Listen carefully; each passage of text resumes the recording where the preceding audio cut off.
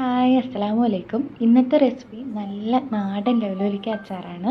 അപ്പോൾ കിട്ടിയ പാടെ ഞാൻ ഒന്നും നോക്കിയില്ല, വളരെ ടേസ്റ്റി ആയിട്ട് തന്നെ അച്ചാറിടാൻ നോക്കി. അങ്ങനെ ഞാൻ ഈ ലവലോലിക്ക കിട്ടിയപ്പോൾ കഴുകി നല്ലപോലെ വൃത്തിയാക്കിയിട്ട് ഒരു കോട്ടൺ തുണിയിൽ ഒരു ഓവർനൈറ്റ് കെട്ടി വെച്ചു. കാരണം അതിൻ്റെ വെള്ളമയം ഉണ്ടെന്നുണ്ടെങ്കിൽ നമ്മളിടുന്നത് പെട്ടെന്ന് ചീത്തയായിരിക്കും. അപ്പോൾ നമ്മൾ വിനാഗിരി തോനെ യൂസ് ചെയ്യേണ്ട വരും.